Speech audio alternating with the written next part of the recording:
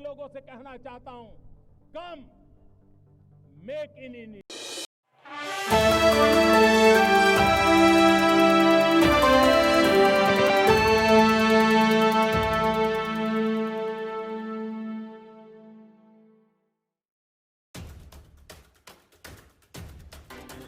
पश्चिम बंगाल की मुख्यमंत्री ममता बनर्जी ने विपक्षी पार्टियों से मिलकर बने इंडिया गठबंधन को लोकसभा चुनाव से पहले बड़ा झटका दिया है। उन्होंने ऐलान किया है कि आम चुनाव में सीट साझा करने पर उनका किसी से संपर्क नहीं है। उन्होंने कहा कि लोकसभा चुनाव के लिए उनकी पार्टी अकेले उतरेगी। इसे राज्य में कांग्रेस और लेफ्ट के टीएमसी के साथ लाने की कोशिशों को बड़े झटके के तौर पर देखा जा रहा है। ममता बनर्जी ने कहा है कि इंडिया गठबंधन ने मेरा कोई प्रस्ताव नहीं माना है, ऐसे में हमारी पार्टी अकेले चुनाव लड़ेगी। उन्होंने कहा कि बंगाल में किसी भी पार्टी में तालमेल नहीं है। इतना ही नहीं, उन्होंने आरोप लगाया कि राहुल गांधी को भारत जोड़ो न्याय यात्रा के लिए भी उन्हें अब तक न्योता नहीं भेजा गया। ममता ने कहा कि वो सेकुलर पार्टी है और भाजपा को हराने के लिए जो भी करना होगा करेंगी।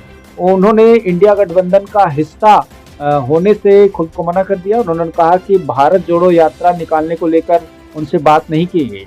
बंगाल से जुड़े किसी भी मामलों में उनसे कोई संपर्क नहीं किया गया, ऐसा उनका आरोप है।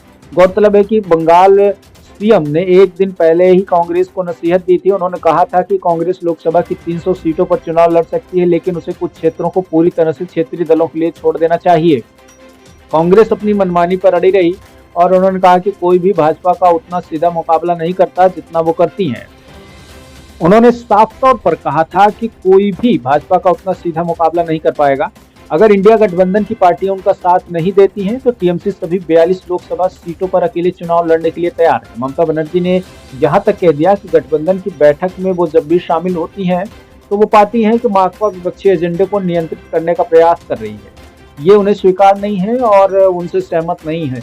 जैसा कि आप जानते हैं कि 34 साल तक ममता बनर्जी ने वहां पर संघर्ष किया है पश्चिम बंगाल में, तो ऐसे में ममता बनर्जी इंडिया गठबंधन की सभी शर्तों को स्वीकार कर लें, ऐसा संभव नहीं हो सकता है।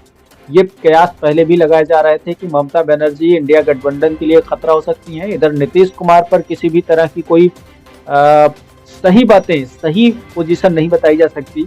और दूसरी बात जो है, उत्तर प्रदेश में अखिलेश यादव के साथ भी ऐसा ही हो रहा है, क्योंकि हर स्टेट के अलग अलग जो सीनियर लीडर्स हैं, जो बड़े चेहरे हैं, उन सब में एक बात ये कॉमन है कि वो सभी लोग अपने आप को सीनियर लीडर मानते हैं। तो ऐसे में सबसे बड़ा सवाल यही होगा कि क्या जो इंडिया गठबंधन है उसको लीड करने के लिए किसी एक व्यक्ति पर सहमति बन पाएगी क्या?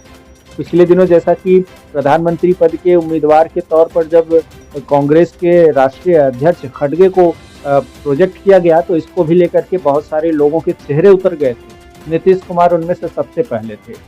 तो इस तरह से अगर देखा जाए तो भारतीय जनता पार्टी को हराने के लिए बनाए गए इंडिया गठबंधन में किसी तरह की कोई जान दिखाई नहीं दे रही है। और आने वाले समय में ये साफ हो जाएगा कि जिस तरह से ममता बनर्जी ने अलग चुनाव लड़ने का ऐलान कर दिया, उधर केजरीवाल ने आम आदमी पार्टी से पंजाब में अलग चुनाव लड़ने का ऐलान कर दिया। तो अब ये देखना ये होगा कि क्या जो बची हुई पार्टियां हैं वो सब एक साथ मिलकर चुनाव कांग्रेस के अधीन होकर लड़ेंगी या फिर वो भी अपना अपना कुछ अलग रास्ता अख्तियार करेंगे। ब्यूरो रिपोर्ट, नई दिल्ली।